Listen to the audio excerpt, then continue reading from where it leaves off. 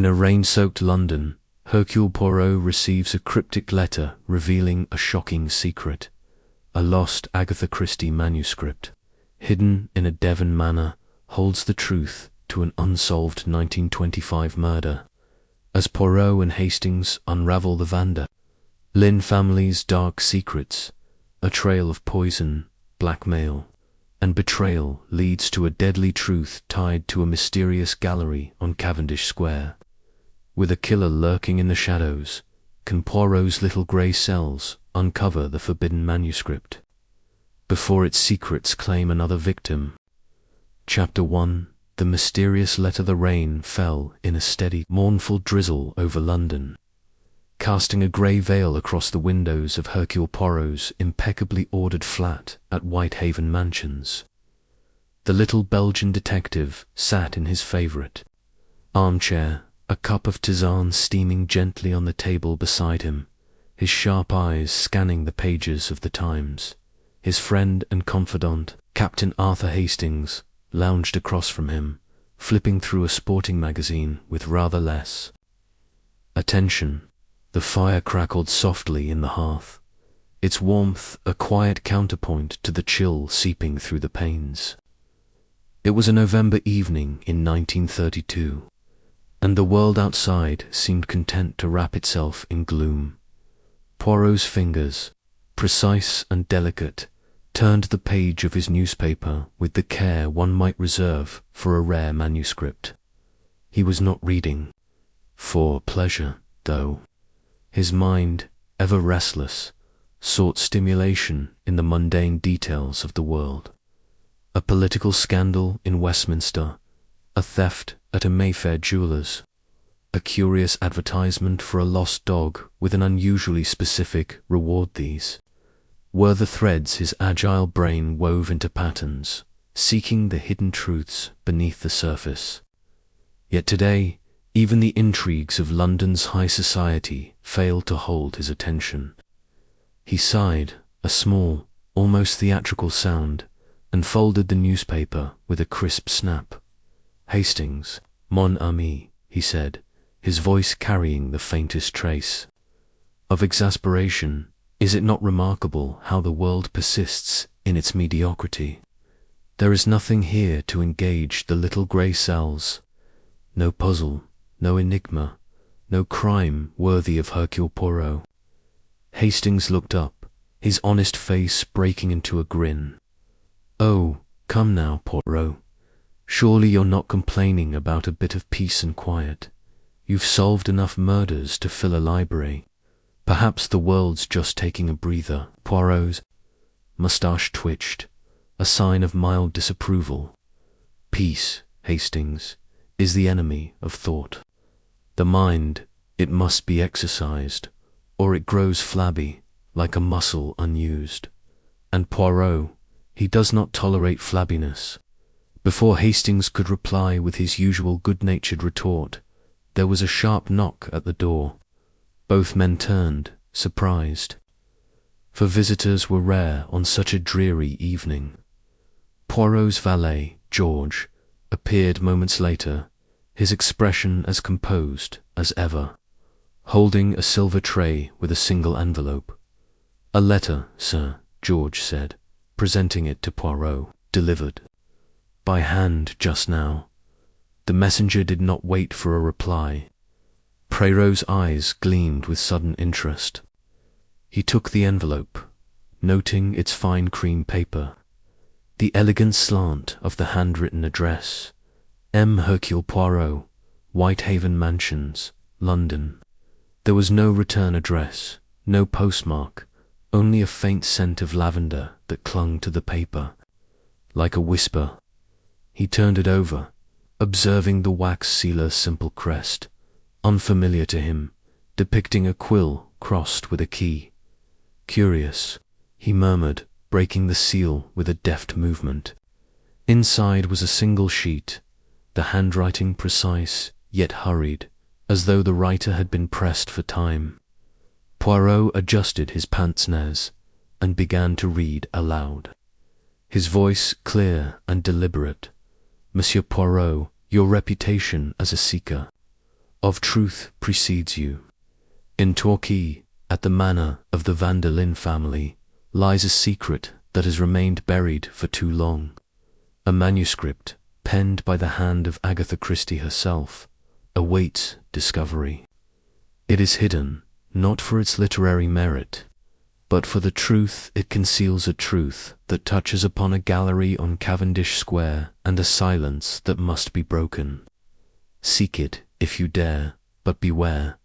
Some secrets are guarded by those who would kill to keep them hidden. Yours in confidence, a friend. Hastings leaned forward, his magazine forgotten. Good heavens, Poirot. Agatha Christie. A hidden manuscript. It sounds like something out of one of her novels.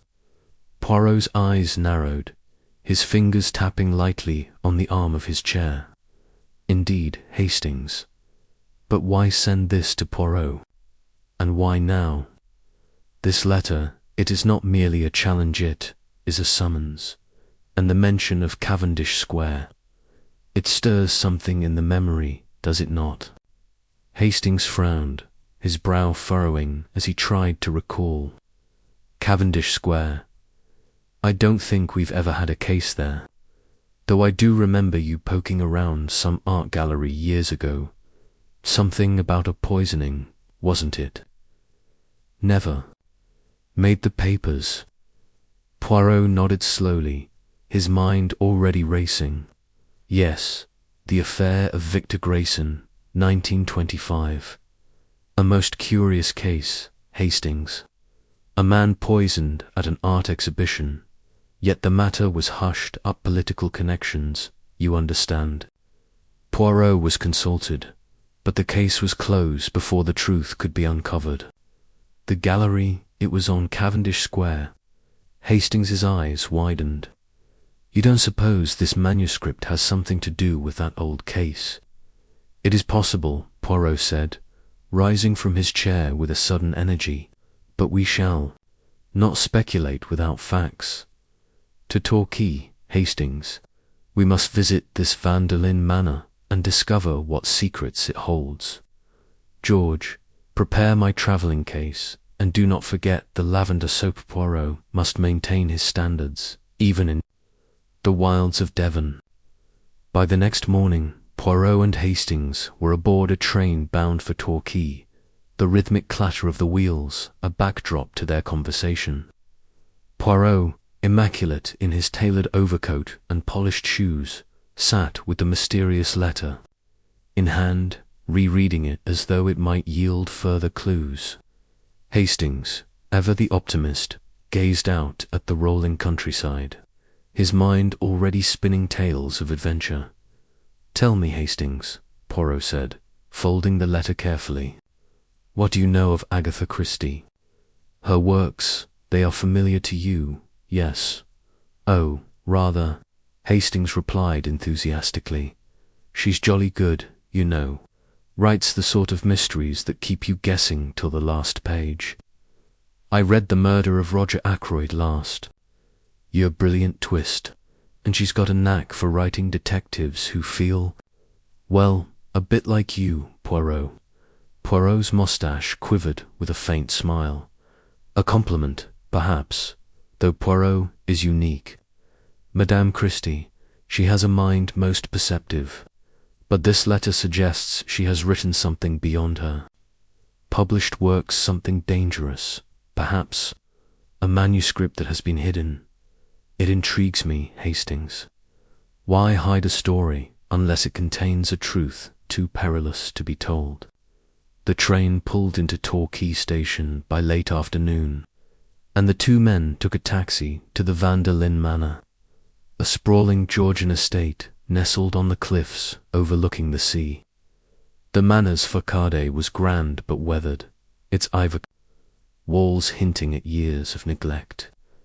The air carried the sharp tints of salt, and the distant cry of gulls mingled with the rustle of wind through ancient oaks. As they approached the iron gates, a figure emerged from the shadows, a tall, gaunt man in a butler's uniform, his face pale and his eyes darting nervously. "You must be Monsieur Poirot," the man said, his voice clipped. "I am Archibald. The butler, Lady Evelyn, is expecting you." Poirot raised an eyebrow. "Expecting me? And yet I sent no word of our arrival. How curious." Archibald hesitated, his fingers twitching at his sides. "A telegram arrived this morning, sir. It mentioned your name and said you were coming to inquire about old papers." Hastings glanced at Poirot, who remained impassive. "A telegram, you say? Most interesting. Lead on, Monsieur Archibald." The butler ushered them through the gates and up a gravel path to the manor's entrance. The heavy oak door creaked open, revealing a grand hall adorned with portraits of stern-faced ancestors. The air inside was cool and musty, heavy with the scent of old wood and wax polish. At the far end of the hall stood a woman in her 60s, her silver hair pulled back in a severe bun, her posture rigid as a general's. This, Poirot deduced, was Lady Evelyn van der Linde. "Monsieur Poirot," she said, her voice cool but polite. "Your reputation precedes you. To what do we owe this unexpected visit?" Poirot bowed slightly, his eyes never leaving her face. "Madame, I have received word of a matter most delicate, a manuscript, perhaps connected to the late Madame Agatha Christie. I am told it resides within these walls." Lady Evelyn's expression did not change, but her fingers tightened briefly on the cane she held. "A manuscript? Nonsense. This house holds many books, but nothing so fanciful. You've been misled, I'm afraid." "Perhaps," Poirot said smoothly. "But Poirot, he is not easily misled. With your permission, I would like to make inquiries. A small investigation, nothing more." Before Lady Evelyn could respond, a younger man descended the staircase, his tailored suit slightly rumpled, his dark hair tousled as though he'd just woken. "Mother, who are these people?" he asked, his tone bordering on irritation. "My son, Rupert van der Linde," Lady Evelyn said, her voice betraying a hint of weariness. "Rupert, this is Monsieur Hercule Poirot and his associate, Captain Hastings." Hastings interjected, offering a handshake that Rupert ignored. "A detective," Rupert said, his eyes narrowing. "What's this about a manuscript? Sounds like a wild goose chase." Poirot smiled, unperturbed. "Perhaps, Monsieur Rupert, but the wild goose, it sometimes leads to unexpected treasures." As Rupert muttered something dismissive, a woman in a vibrant red dress swept into the room, her laughter bright and artificial. "Oh, Rupert, don't be such a bore," she said, her voice carrying a theatrical lilt. "Monsieur Poirot, I'm Clara, Rupert's wife. If there's a mystery afoot, I'm simply dying to hear about it." Behind her trailed a young woman in her 20s, her nose buried in a book. She glanced up briefly, her eyes sharp and curious. "Beatrice," she said simply, introducing herself before returning to her reading. Chapter 2. The Manor of Secrets. The train from London to Torquay rattled through the rolling Devon countryside, its rhythmic clatter a soothing backdrop to Hercule Poirot's thoughts.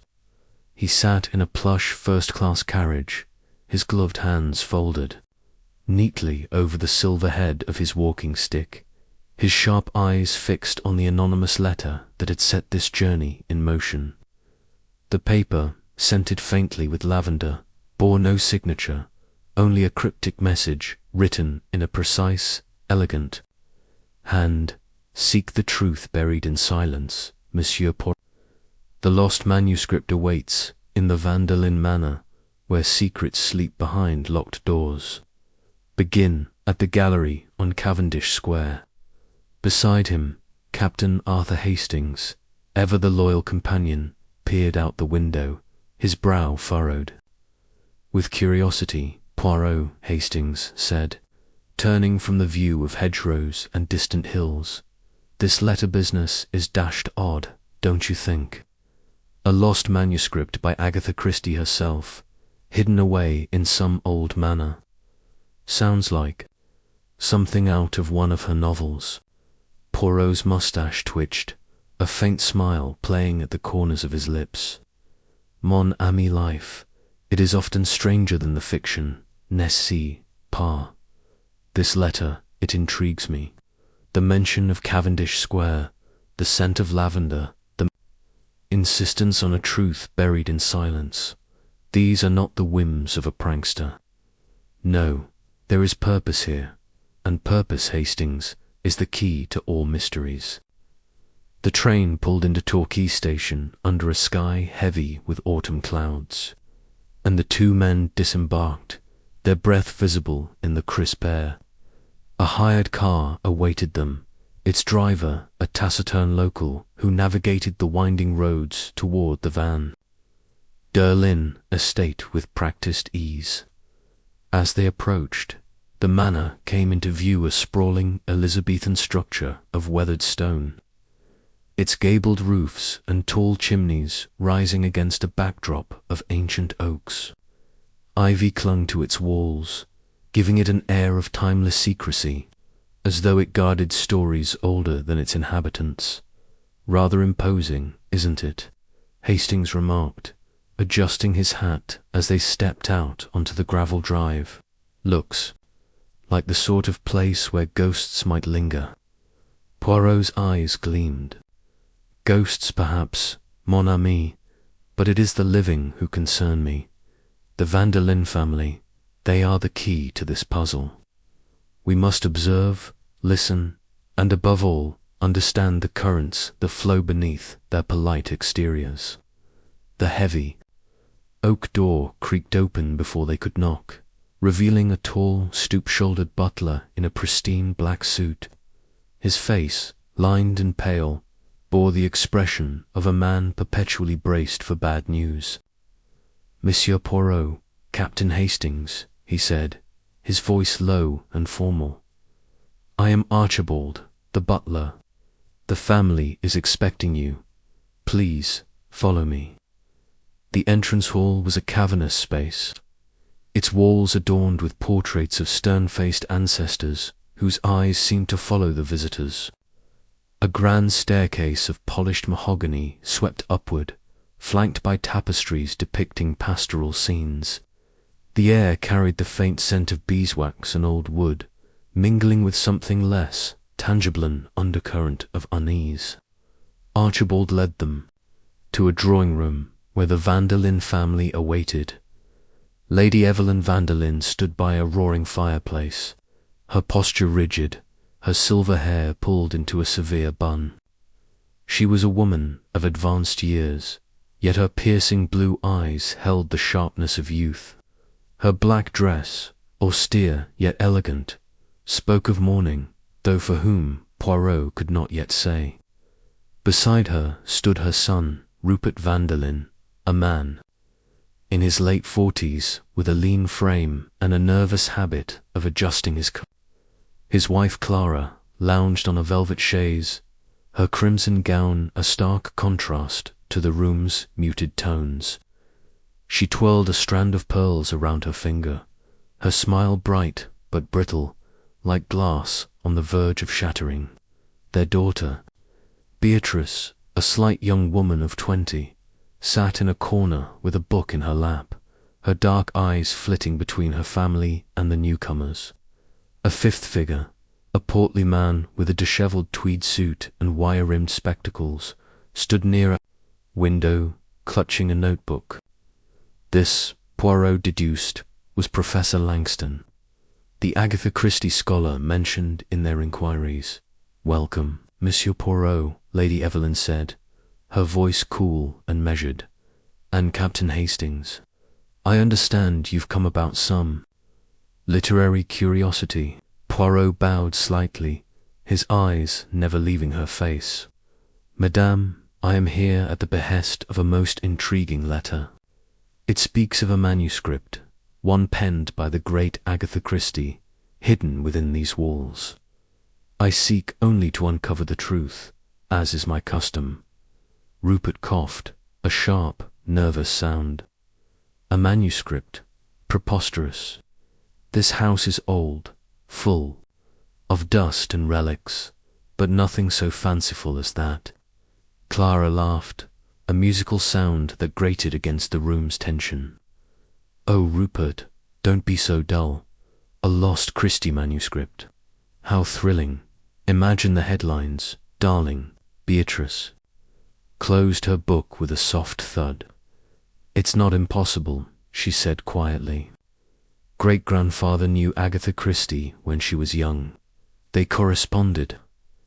I've seen letters in the attic, though I've never found anything like a manuscript. Lady Evelyn's lips tightened. Beatrice, you will not speak of family matters to strangers. Poirot raised a hand, his gesture calming yet authoritative. Pardon, madame, but such matters may be precisely why I am here. The letter mentioned a locked study, a place where, perhaps, this manuscript resides. May I see it? The room fell silent, the crackle of the fire suddenly loud. Archibald shifted uncomfortably, his hands clasped behind his back. Rupert exchanged a glance with Clara, who raised an eyebrow. Professor Langston, however, stepped forward, his eyes alight with excitement. The study, he exclaimed. Yes, that must be it. I've long suspected the Vanderlyns held some of Christie's unpublished works. Her early years in Torquay was close to your family, Lady Evelyn, was she not? The locked study is legendary among scholars. It's said to contain her private papers, perhaps even drafts never meant for publication. Lady Evelyn's gaze was icy. The study is private, Professor. As for your theories, they are speculative at best. Poirot tilted his head, studying her. And yet, madame, speculation is the seed of truth. If I may be permitted to examine this study, I assure you, my methods are discreet. After a long pause, Lady Evelyn nodded curtly. Very well, Archibald. Show Monsieur Poirot to the study. But I warn you, sir, you will find nothing but old furniture and older regrets. Archibald led Poirot and Hastings through a maze of corridors. The manor's interior, a labyrinth of oak-panelled walls and faded rugs. The butler's hands trembled slightly as he produced a heavy iron key and unlocked a door at the end of a dimly lit hall. The study was a small, cluttered room, its air thick with the scent of dust and aged paper. A massive desk dominated the space, its surface littered with yellowed documents and ink-stained blotters. Bookshelves lined the walls, their contents haphazardly arranged, and a single window, its panes obscured by grime, cast feeble light across the floor. Mon Dieu, Poirot murmured, his eyes scanning the room with the precision of a hawk. This is a place of secrets, indeed. Hastings ran a finger along a shelf, grimacing at the dust. Bit of a mess, isn't it? Hard to believe something as valuable as a Christie manuscript could be hidden here. Poirot's smile was enigmatic. The most valuable treasures, mon ami, are often hidden in plain sight. We must search with care. As they began their inspection, Poirot's attention was drawn to a locked drawer in the desk. The lock was old but sturdy, its keyhole gleaming, as though recently polished. Archibald hovered nearby, his discomfort palpable. Sir, he said, his voice barely above a whisper, the drawer hasn't been opened in years. The key. It was lost long ago. Poirot's eyes narrowed. Lost, you say? Yet the lock, it shines. Someone has tended to it, Nan. Perhaps you, Archibald. The butler's face paled. I'm merely clean, sir. It's my duty. Poirot did not press further, but his mind was already at work, piecing together the subtle clues. He turned to the bookshelves, running his fingers along the spines. Most were novels or ledgers, but one volume-worn copy of The Mysterious Affair at Styles caught his eye. He pulled it out, revealing a hidden compartment behind it. Inside lay a bundle of papers tied with a faded ribbon, the top sheet bearing the title, The Silent Gallery, in Agatha Christie's unmistakable hand. "Hastings," Poirot exclaimed, his voice tinged with triumph. "We have found it." The manuscript was incomplete, its pages brittle and yellowed, but the opening lines were vivid, describing a fictional murder in a London art gallery in 1925, with Poirot himself as the detective. The prose was unmistakably Christie's, sharp and evocative. But what struck Poirot was the accuracy of his own portrayal, the meticulous habits, the precise phrasing, the very cadence of his thoughts. It was as though Christie had peered into his soul. "Good Lord," Hastings said, peering over Poirot's shoulder. "It's you, old chap, to a T. But why would she write this and hide it?" Poirot's expression grew somber. "That, mon ami, is the question.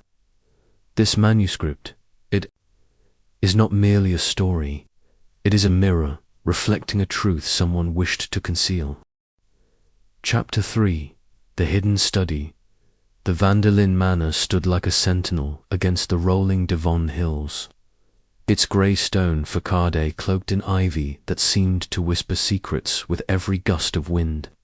Hercule Poirot, his polished shoes clicking softly on the gravel path, surveyed the estate with a keen eye. The manor's grandeur was undeniable, tall windows glinting in the late afternoon sun, turrets reaching toward the sky, but there was an air of neglect, a subtle decay in the chipped paint and overgrown roses that hinted at a family clinging to faded glory. Beside him, Captain Hastings adjusted his hat, his face a mixture of curiosity and unease. "Rather imposing, isn't it, Poirot?" Hastings remarked, glancing at the heavy oak doors that loomed ahead.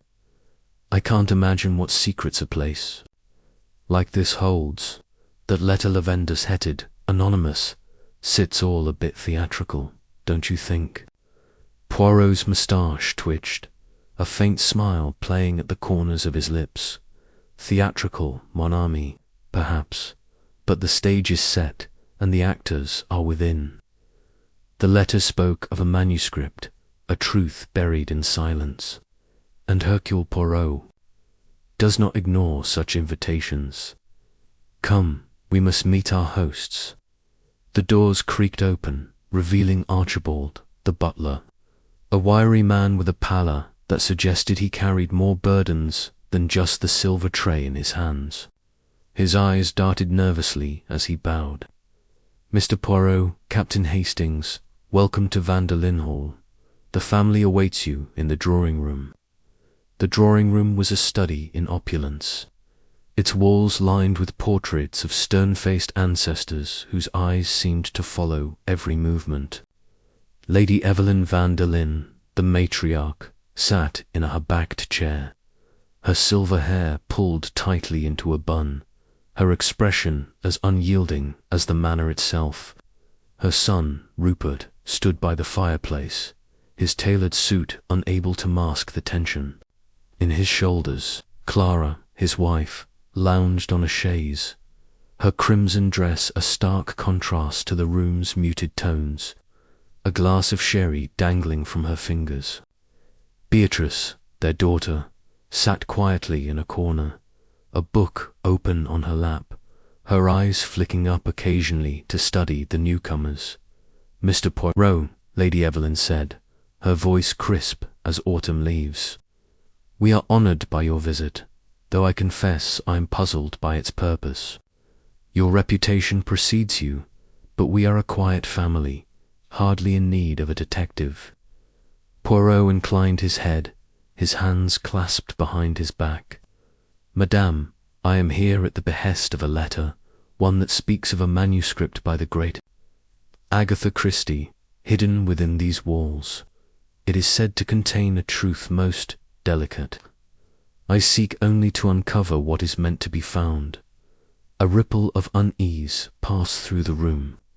Rupert's hand tightened on the mantelpiece.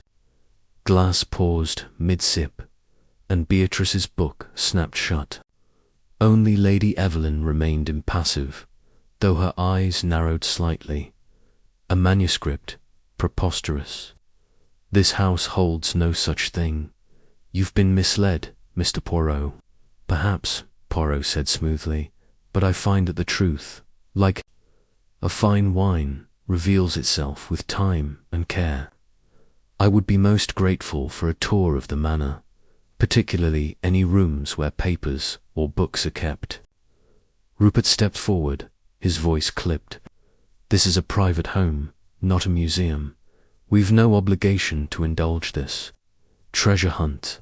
"Rupert, dear," Clara interjected, her tone syrupy. "Let's not be rude.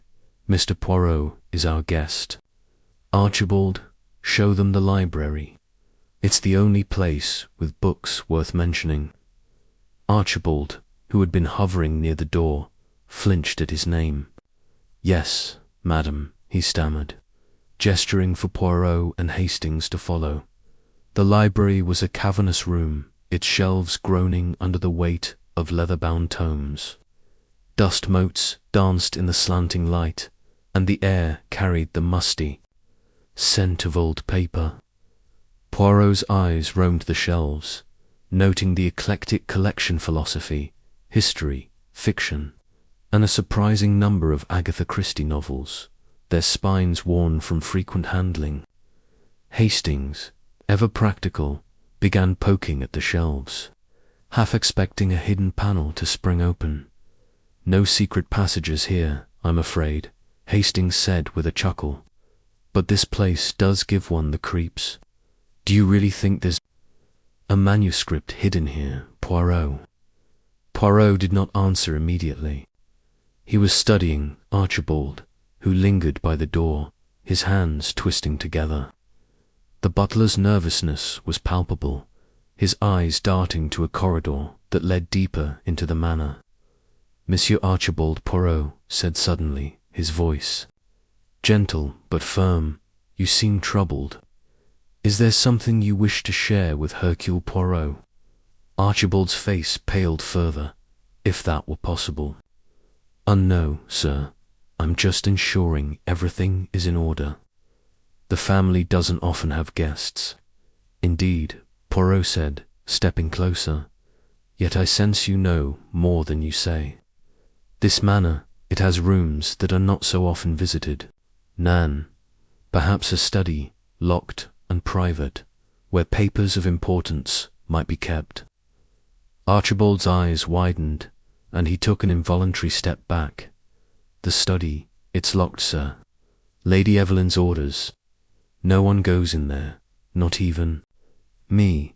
Poirot's smile was disarming, his tone almost conspiratorial. "But you, mon ami, you have the keys, do you not? A butler always knows the secrets of the house.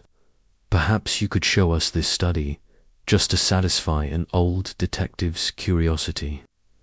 Archibald hesitated, his gaze flickering toward the corridor. Poirot's eyes gleamed with quiet triumph. He had struck a nerve. "Come, Hastings," he said, not breaking eye contact with the butler. "Let us see what lies behind the locked door." Reluctantly, Archibald led them down a dimly lit corridor, its walls adorned with faded tapestries. The air grew colder, the manor's warmth giving way to a chill that seemed to seep from the stones themselves.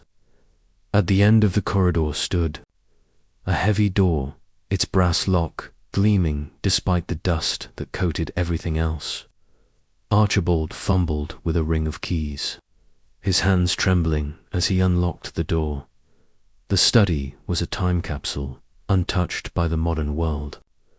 A massive oak desk dominated the room, its surface cluttered with yellowed papers, an inkwell, and a fountain pen that looked as if it had been set down only moments ago. Shelves lined the walls, filled with ledgers, journals, and a few scattered novels. A portrait of a stern man in Edwardian attire hung above the fireplace, his eyes bearing a striking resemblance to Lady Evelyn's. The room smelled of dust and secrets, and Poirot's senses sharpened as he took it all in. Mon Dieu, he murmured, stepping toward the desk. This is a place where truths are hidden, Hastings. One can feel it. Hastings, less attuned to such instincts, began rifling through the papers on the desk. Looks like old financial records, mostly. Nothing about a manuscript, are you? Sure, we're in the right place, Poirot. Poirot did not respond. His attention was fixed on a small, leather-bound box tucked into a corner of the desk. Its lock was intricate, designed to deter casual intruders. He lifted it carefully, noting its weight. This, Hastings, is not a box for trinkets. It holds something of value. Archibald, who had been hovering near the door, made a strangled sound. Please, sir, you shouldn't. Lady Evelyn will be furious. Lady Evelyn will understand, Poirot said calmly, though his eyes were alight with determination. Monsieur Archibald, you will open this box, or I shall be forced to draw conclusions about your reluctance, and Hercule Poirot's conclusions. They are rarely mistaken. The butler's shoulders slumped, defeated. With trembling hands, he produced a small key from his pocket and unlocked the box. Inside, nestled in velvet, was a stack of handwritten pages, their edges frayed but the ink still legible. The title page read, "The Silent Gallery," and below it, in Agatha Christie's unmistakable hand, were the words, "A Tale of Murder and Motive," featuring Hercule Poirot. Poirot's breath caught, though he maintained his composure. "Mon ami," he said to Hastings, "we have found it. The forbidden manuscript." Hastings peered over his shoulder, his eyes widening. "Good heavens, Poirot, it's real. But why would Christie write about you? And why hide it here?" Poirot began leafing through the pages, his fingers delicate as if handling a sacred text. The manuscript opened with a vivid description of a London art gallery in the 1920s, its walls lined with paintings that seemed to watch the guests at an exhibition. The prose was unmistakably Christie's, crisp, evocative, with an undercurrent of menace. The story introduced Poirot himself, described with unnerving accuracy his fastidious habits, his precise speech, even the way he tilted his head when deep in thought. A murder occurred during the exhibition. The victim, an art dealer named Victor Grayson, poisoned in full view of a crowd. The case, as written, was unsolved, the manuscript ending abruptly after the discovery of the body. Brow furrowed as he read. "This is no mere fiction," he said softly. "The details, they are too precise. The gallery, the poison, the atmosphere, it is as if Madame Christie was there. And yet, I recall a case, Hastings, from 1925. A gallery murder, hushed up, never solved. Could it be?" Hastings frowned, trying to keep up. "You mean this story is based on a real case? But why would Christie write it and then hide it? And how did it end up here?" Poirot closed the manuscript, his expression troubled. "That, mon ami, is what we must discover. The manuscript, it is incomplete. It stops before the truth is revealed. And I, Hercule Poirot, am not accustomed to leaving mysteries unresolved." Chapter 4. The first clue. Hercule Poirot sat in the dimly lit study of the Vanderlyn Manor. the weight of the mysterious manuscript pressing heavily on his mind. The room was a relic of time, its walls lined with dark oak panels, shelves groaning under the weight of leather-bound tomes, and a faint musty scent that spoke of secrets long undisturbed. The manuscript, the silent gallery, lay open on the desk before him, its yellowed pages curling slightly at the edges. Captain Hastings, ever the faithful companion, stood by the window, peering out at the misty Devon landscape, his brow furrowed in thought. "Poirot," Hastings said, turning from the window, "this manuscript, it's uncanny. It's as if Agatha Christie herself were writing about you, down to the very tilt of your mustache. But why would she write a story about a case you never solved?" Poirot's eyes gleamed with that familiar spark of intellectual curiosity. "Mon ami, it is precisely because it is a case I did not solve, at least, not officially, that it intrigues me. The manuscript, it is not merely a story, it is a mirror, reflecting a truth that was buried, and now we have found the first clue to its purpose." The manuscript's opening pages had described a fictional murder in a London art gallery in 1925, with Poirot as the detective tasked with solving it. The victim, an art dealer named Victor Grayson, was poisoned during a glamorous exhibition, his body discovered slumped in a velvet chair, a glass of champagne still clutched in his hand. The details were vivid, almost too precise, and Poirot's memory stirred with recognition. In 1925, he had indeed investigated a case involving a gallery murder, one that had never been fully resolved. The real Victor Grayson, an art dealer of some repute, had died under strikingly similar circumstances, and the case had been quietly swept under the rug, its details obscured by the influence of powerful figures. Poirot tapped a manicured finger on the manuscript. "This is no coincidence, Hastings. Madame Christie, she knew something of the real case. This manuscript, it is her way of preserving the truth, perhaps even of taunting those who sought to hide it. But why, and who was she?" Exposing, Hastings paced the room, his boots creaking on the polished floor. "But Poirot, if this is true, then the manuscript could point to the real killer. Grayson's death was ruled an accident, wasn't it?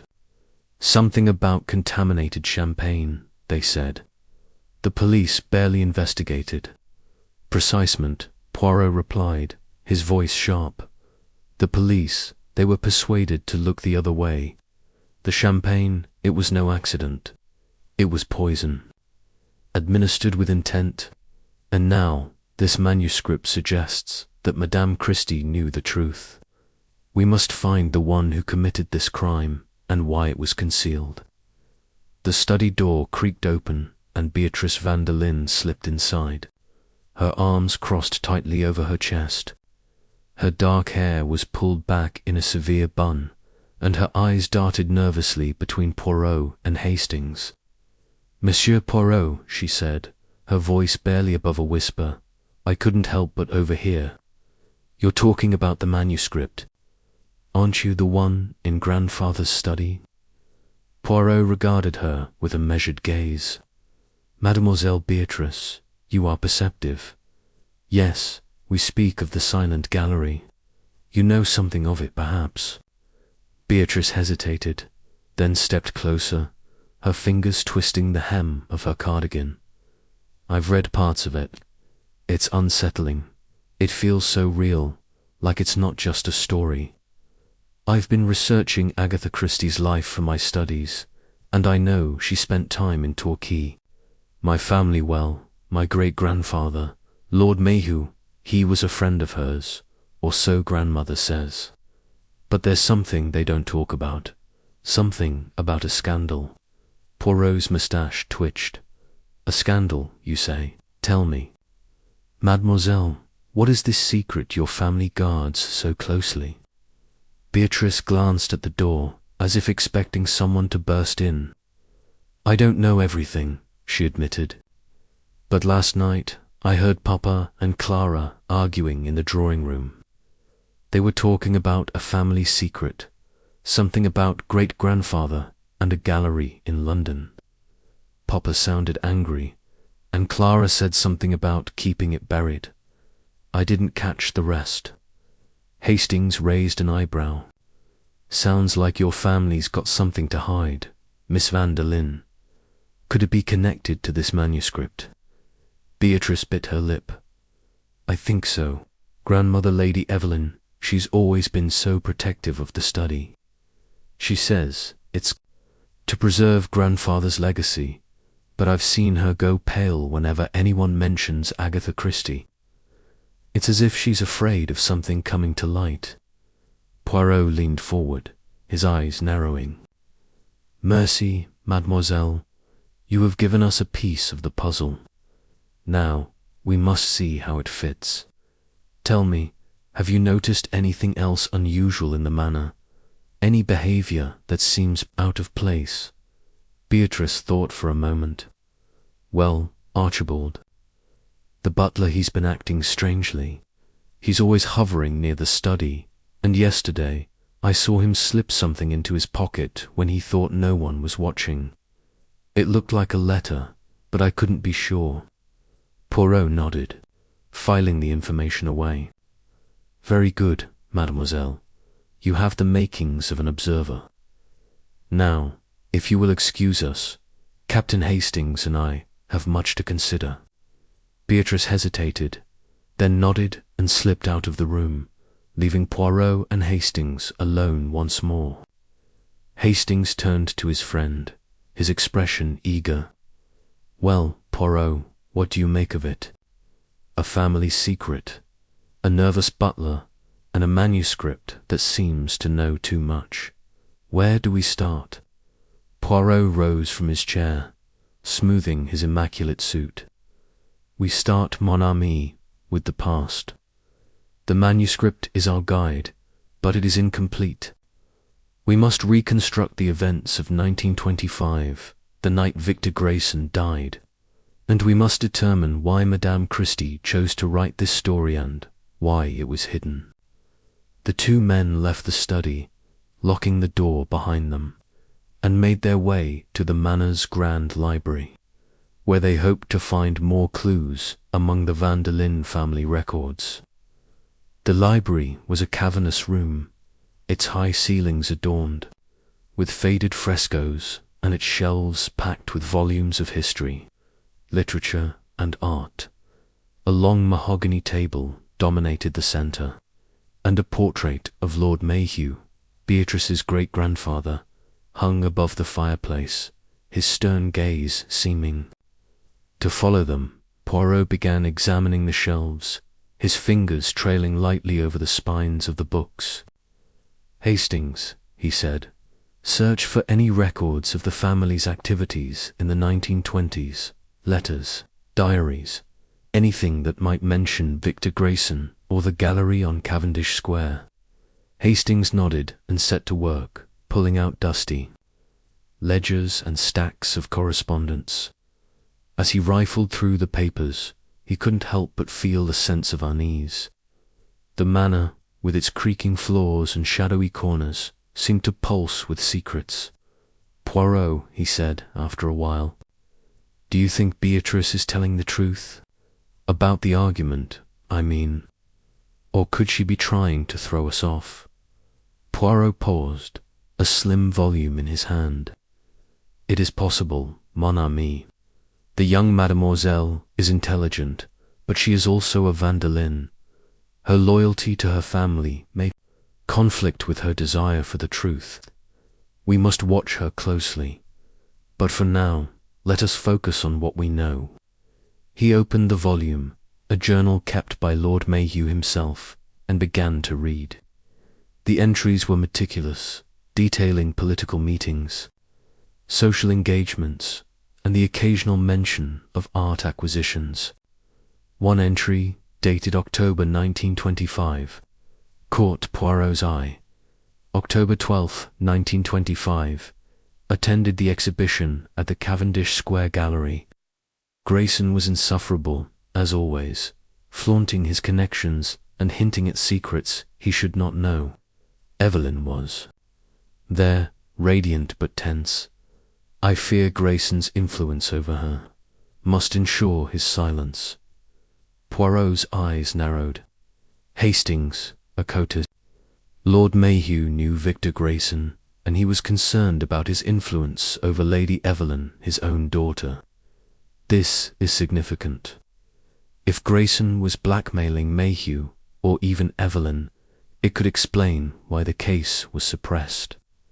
Hastings looked up from his stack of papers. Blackmail. You think Grayson had something on Mayhew, or on Evelyn? It is a possibility, Poirot said. Grayson was an art dealer, but his wealth came not only from paintings. Men like him often trade in secrets as well as art. The manuscript suggests as much, with its references to a web of deceit surrounding the gallery. We must learn more about this exhibition. The rest of the afternoon passed in a blur of research. Poirot and Hastings combed through the library, uncovering snippets of information about the 1925 exhibition. It had been a high-profile event, attended by London's elite, with Grayson at its centre, showcasing a collection of modernist paintings. The centerpiece was a work titled The Silent Muse, a haunting portrait of a woman with a veiled face, rumoured to have been painted by an artist with ties to the royal family. The painting had disappeared after Grayson's death, its whereabouts unknown. As evening approached, the manor grew quiet, the only sound the distant howl of the wind outside. Poirot and Hastings returned to their guest rooms to prepare for dinner. But Poirot's mind was far from restful. The manuscript, the journal, Beatrice's overheard conversational pointed to a conspiracy that stretched back decades. And yet, the pieces did not yet fit together. Chapter 5. A shadow from the past. The rain had begun to fall in earnest over the Vanderlyn manor, a relentless patter against the tall, mullioned windows that seemed to mirror the unease settling over its occupants. Hercule Poirot sat in the drawing-room, his small, precise hands folded neatly over his walking stick, his sharp eyes scanning the faces of the Vanderlyn family and their guest, Professor Langston. The fire crackled in the hearth, casting flickering shadows across the ornate wallpaper, but the warmth did little to dispel the chill of suspicion that hung in the air. Captain Hastings, ever loyal and ever slightly out of his depth, stood by the window, peering into the darkening grounds as though expecting the anonymous letter sender to materialize from the mist. Poirot's mind was a whirl of details, each one a thread in the intricate tapestry of the case. The anonymous letter, scented with lavender and penned in a delicate, almost feminine hand, had promised a secret buried in silence, secret tied to Agatha Christie herself and to a manuscript hidden somewhere in this very manor. The Silent Gallery, as the manuscript was titled, had already revealed itself to be more than a mere work of fiction. Its pages, found in the dusty, locked study, described a murder at a London art gallery in 1925, a case Poirot remembered all too well, though he had never spoken of it. The victim, Victor Grayson, an art dealer of dubious morals, had been poisoned during an exhibition, and the case had been quietly buried, its resolution stifled by powerful forces. The manuscript's uncanny accuracy in depicting Poirot's own methods and mannerisms suggested that Christie had known far more than she ever published. But why had she written it, and why had it been hidden for so long? Poirot's thoughts were interrupted by the arrival of Professor Langston, who entered the drawing-room with a nervous energy that belied his scholarly demeanour. The professor, a wiry man with thinning hair and spectacles that perpetually slid down his nose, clutched a leather-bound notebook, his fingers twitching as though eager to reveal its contents. He had been invited to the manor by Lady Evelyn, ostensibly to catalogue the family's collection of rare books, but his true interest lay in Agatha Christie. Langston was a Christie scholar, a man obsessed with her life and works, and he had spent years chasing rumours of a lost manuscript, one that, he now claimed, held the key to a scandal that could tarnish the reputations of those connected to it. Monsieur Poirot, Langston began, his voice quivering with excitement. I must speak with you privately. What I have to say concerns the manuscript, its origins. Poirot raised a hand, his expression calm but commanding. All in good time, Professor. For now, let us dine. The stomach, it must be satisfied before the mind can work at its best. N'est-ce pas? Langston hesitated, clearly eager to unburden himself. But the stern gaze of Lady Evelyn, seated at the head of the table, silenced him. The matriarch of the Vandelin family was a formidable woman. Her silver hair pulled back tightly, her eyes sharp and unyielding. She wore a high-necked dress of deep burgundy, its severity a stark contrast to the flamboyant peacock blue gown of her daughter-in-law, Clara.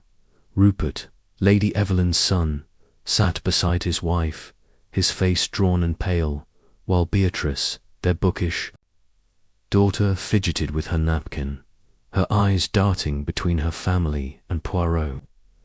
The butler, Archibald, moved silently about the room, serving a consomme that steamed faintly in the candlelight. Dinner was a tense affair, the clink of silverware, and the occasional cough punctuating an otherwise oppressive silence. Poirot, ever observant, noted the small tells of each diner, Lady Evelyn's rigid posture, as though guarding a secret, Rupert's nervous glances at his wife, Clara's exaggerated cheerfulness, her laughter too loud for the sombre mood, and Beatrice's quiet intensity, her fingers tracing the edge of her glass as though lost in thought. Langston, meanwhile, seemed unable to sit still, his eyes flicking toward Poirot with a mixture of anticipation and fear. As the meal progressed, Poirot steered the conversation toward the manuscript, probing gently but persistently. This silent gallery, he said, his voice light but precise. It is most curious, is it not? A story so vivid, so detailed, that one might think Madame Christie had witnessed the events herself. Tell me, Professor, what do you know of its creation? Langston cleared his throat, pushing his spectacles up his nose. I've spent years researching Christie's life, Monsieur Poirot. The Silent Gallery was written during her disappearance in 1926. You know of it, surely. When she vanished for 11 days, leaving her car abandoned by a chalk pit in Surrey. The official story was that she suffered a breakdown, but I believe she was working on something dangerous, something she felt compelled to hide. Dangerous? Hastings interjected, his brow furrowed. You mean to say she was involved in something criminal? Not involved, Captain Langston said quickly, but aware. The manuscript describes a murder that matches the Grayson case almost exactly, a case you, Monsieur Poirot, investigated but never solved. I believe Christie uncovered evidence during her time in London, perhaps through her connections in literary or social circles. She wrote The Silent Gallery as a way to expose the truth without directly accusing anyone. But someone powerful made sure it never saw the light of day. Poirot's moustache twitched slightly, a sign of his growing interest. And who, Professor, might this someone be? Langston hesitated, glancing at Lady Evelyn, who was staring into her soup as though it held the answers to all mysteries. I cannot say for certain," he stammered, "but the Vanderlyn family has long had ties to Christie. Lady Evelyn's father, Sir Harold Mayhew, was a prominent politician in the 1920s, and he frequented the same circles as Victor Grayson. It's possible the manuscript implicates him or someone close to him." Lady Evelyn's spoon clattered against her bowl, drawing all eyes to her. "That is quite enough, Professor," she said sharply.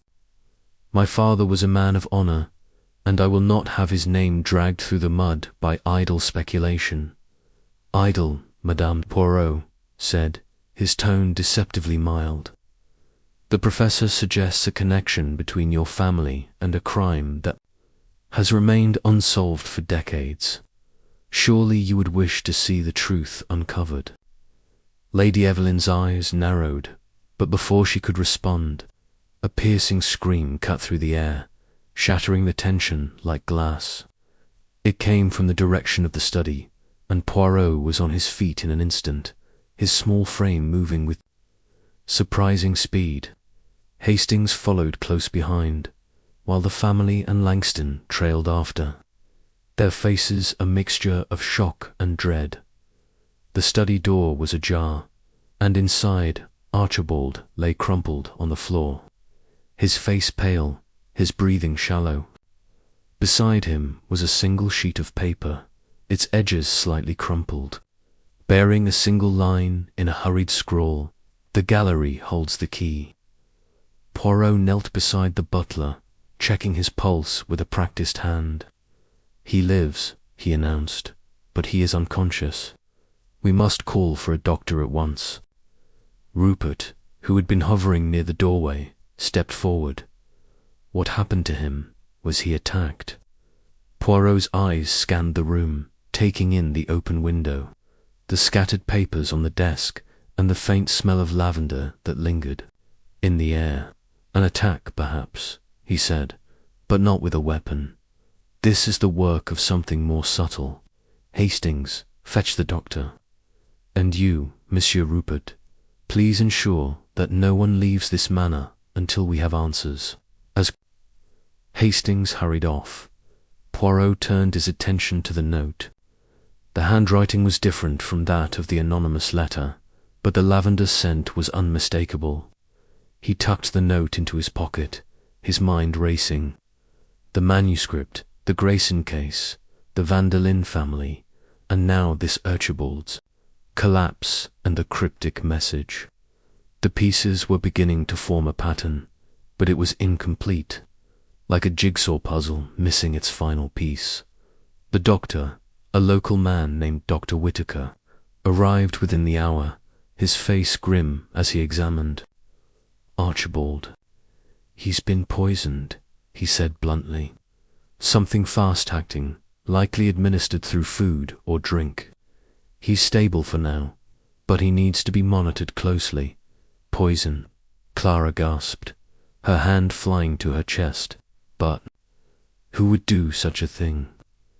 Poirot's gaze swept over the assembled group, his eyes lingering on each face. "That, madame, is what I intend to find out. The gallery holds the key, the note says, and so we shall go to this gallery on Cavendish Square and uncover what secrets it hides. But first, we must ensure the safety of everyone in this house. No one is to be alone tonight." The storm outside grew fiercer, the wind howling through the manor's ancient corridors. Poirot retired to his room, but sleep eluded him. He sat at the small desk, the manuscript open before him, its pages illuminated by the soft glow of a lamp. The silent gallery was more than a story, it was a cipher, a challenge laid down by Agatha Christie herself. And now, with Archibald poisoning and the mysterious note, it seemed the past was reaching out to claim the present. Chapter 6. The gallery on Cavendish Square. The train to London rattled through the countryside. its rhythmic clatter a soothing counterpoint to the storm brewing in Hercule Poirot's mind. He sat by the window, his gloved hands folded neatly over the head of his cane, his sharp green eyes fixed on the passing blur of hedgerows and fields. Beside him, Captain Hastings fidgeted, flipping through a newspaper without reading it, his brow creased with the same restless curiosity that had gripped them both since leaving the Van der Linde manor. The cryptic note found beside the unconscious Archibald, the gallery holds the key, had set their course, and now Cavendish Square beckoned, a thread in the tangled web of Agatha Christie's forbidden manuscript. Poirot, Hastings said, folding the newspaper with a sigh, "Do you really think this gallery, this private club now, holds answers to a murder from 1925? It's been decades. Surely any evidence would be long gone." Poirot's lips curved into a faint, enigmatic smile. "Mon ami, the past is never truly gone. It lingers in the shadows, in the whispers of those who remember, in the objects they leave behind." The gallery on Cavendish Square was the stage for Victor Grayson's death, and if Madame Christie's manuscript is to be believed, it holds secrets yet uncovered. We shall find them. Hastings leaned back, unconvinced but accustomed to unshakable confidence. "And this manuscript, the silent galleried, do you think it's really based on that case? Or is it just one of Christie's fictions, dressed up to look real? That, Hastings, is the question." Poirot tapped his cane lightly on the floor. "The manuscript is too precise, too personal in its depiction of Poirot, Nestsea, Park. It knows my methods, my mannerisms, and yet it describes a case I investigated but never resolved. This is no mere fiction. It is a mirror held up to a truth someone wished to obscure." The train slowed as it approached Paddington Station, and Poirot rose, adjusting his immaculate Homburg hat. "Come, Hastings. The game is afoot, as your Monsieur Sherlock Holmes would say." Cavendish Square was a quiet, elegant enclave in the heart of London, its Georgian terraces exuding an air of timeless wealth. The gallery, once a celebrated venue for the city's art elite, now bore a discreet brass plaque reading the Cavendish Club. Its windows were frosted, its door heavy oak, and a stern-faced porter stood guard, eyeing Poirot and Hastings with suspicion. "We're here to inquire about the gallery's history," Poirot said smoothly, presenting a card with an air of authority. "I am Hercule Poirot, and this is my associate, Captain Hastings. We are investigating a matter of historical significance." The porter's expression softened slightly. Poirot's name carried weight, even in such exclusive circles. "The club's private, sir," he said, "but I can fetch Mr. Whitmore, the curator. He knows the building's past better than anyone." They were ushered into a plush foyer, where velvet drapes and crystal chandeliers spoke of opulence. Hastings glanced around, impressed despite himself. "Not exactly the sort of place you'd expect to hide a murder's secrets," he murmured. "On the contrary," Poirot replied softly. "The grander the facade, the darker the secrets it conceals."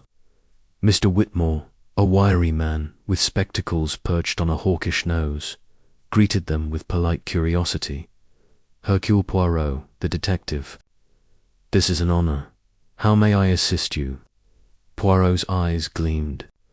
"We seek information about an event in this building from the year 1925, an art exhibition during which a man named Victor Grayson met his untimely end. You are familiar with this history?" Whitmore's face tightened, a flicker of unease crossing his features. "The Grayson affair. Yes, it's part of the club's lore, though not one we advertise. A tragic incident hushed up at the time. The gallery was a different place than open to the public, filled with artists and collectors. Grayson was an art dealer, poisoned during a private viewing, I believe. Precisement, Poirot said. And we are interested in the records of that exhibition, the guest lists, the artworks displayed, any documents that survive. They may hold the key to a matter of great importance. Whitmore hesitated, then nodded. We keep archives in the basement hold, ledgers, catalogues, that sort of thing. The club's management doesn't like to dwell on the past, but I can show you what we have. Follow me. The basement was a stark contrast to the opulence above, its air thick with the musty scent of aged paper, shelves lined with leather bound. Ledgers stretched into the gloom, illuminated by a single flickering bulb. Whitmore pulled a heavy volume from a shelf labelled 1920 to 1929 and set it on a wooden table, dust rising in clouds as he opened it. Here, he said, flipping to a page dated June 1925, the exhibition in question. Modern Masters and Hidden Gems, it was called. Quite a sensation at the time. Grayson was a key figure, brokering deals for several of the paintings. Poirot's gloved finger traced the faded ink. The catalogue listed dozens of artworks, watercolors, sketches by names, both famous and obscure. One entry caught his eye, The Silent Muse, a portrait by an artist named E. L. Harcourt, described as a study in shadow and secrecy. A note in the margin, scrawled in a hurried hand, read, "Reserved for Lord M." Lord M, Poirot murmured. This would be Lord Mayhew, perhaps. The politician whose name has surfaced in our inquiries. Whitmore frowned. Lord Mayhew. Yes, I believe he was a patron of the gallery. A young man then, just entering politics. His family had deep ties to the art world. But I don't know much more than that. Hastings leaned over Poirot's shoulder, peering at the ledger. What about this Silent Muse? It sounds like it could be important. Do you have it here? Whitmore shook his head. The painting's long gone. After Grayson's death, the exhibition was dismantled quickly. Some pieces were sold, others returned to their owners. I'd have to check the sales records, but they're incomplete. The scandal scared off many collectors. Poirot's eyes narrowed, and the guest list, who attended this ill-fated event. Whitmore turned a few pages, revealing a neatly typed list of names. Poirot scanned it, his memory stirring. There was Lord Mayhew, as expected, alongside other luminaries of the time, politicians, artists, a few titled families. One name stood out, Sir Charles van der Lyn, Lady Evelyn's father, Tiens. Poirot said softly. The van der Lyn family was present. This connects our manor to the crime most directly. Hastings frowned. But why would Christie write a manuscript about it? And why hide it? That man Armee is what we must discover. Poirot turned to Whitmore. Monsieur, may we examine the room where the exhibition took place? The scene of the crime. As it were, Whitmore led them upstairs to a grand hall, now a dining room for the club's members. Its high ceilings and ornate cornices remained unchanged from 1925, though the walls were now hung with modern landscapes rather than the avant-garde works of the exhibition. Poirot paced the room, his cane tapping rhythmically, his mind reconstructing the scene from the manuscript's vivid description in the silent gallery. Christie had described a crowded opening night, the air thick with cigar smoke and perfume, the guests mingling under the glow of chandeliers. Victor Grayson, charming and ruthless, had moved among them, brokering deals and trading secrets. Then, during a toast, he'd collapsed, his glass of champagne laced with poison. The manuscript had painted Poirot himself, arriving too late, his investigation stymied by powerful forces. "It happened here," Poirot said, stopping near a window overlooking the square. "Grayson fell near this spot. If the manuscript is accurate, the poison was swift cyanide, perhaps, or something similar. The killer was someone in the room, someone who knew Grayson's habits." Hastings shivered, though the room was warm. "It's eerie, Poirot, to think we're standing where it happened. But how do we find the truth after all these years?" Poirot's eyes gleamed. "We follow the clues, Hastings. The manuscript is our guide, and this gallery is its heart. We must learn more about Grayson's connections, his enemies, his allies, his secrets." Their next stop was a small office where Whitmore kept additional records. He produced a file labeled Grayson Correspondence, a collection of letters and telegrams sent to and from the art dealer in the months before his death. Poirot sifted through them, his gloved hands moving with precision. Most were mundane orders for paintings, disputes over prices, but one letter, dated May 1925, caught his attention. It was from Grayson to an unnamed recipient, written in a terse, coded tone. "Your indiscretions are not as hidden as you believe. The muse sees all. Meet me at the exhibition, or the world will know." The letter was unsigned, but a faint watermark bore the initials VG Blackmail, Poirot said, his voice low. Victor Grayson was no mere art dealer. He traded in secrets as much as in paintings. This letter suggests he was threatening someone powerful. Hastings's eyes widened. "Lord Mayhew, or Sir Charles van der Lyn?" "Perhaps," Poirot said. "Or another guest at the exhibition. We must cross-reference this with the guest list and the manuscript's details. The silent muse is central, I am certain. Its absence is no coincidence." Whitmore, hovering nearby, cleared his throat. "There's something else you should know. After Grayson's death, there were rumors of a blackmail ring operating through the gallery. Nothing was ever proven, but it was said Grayson had compromising information on several prominent figures. The police investigation was shut down quickly, too quickly, some thought. Chapter 7.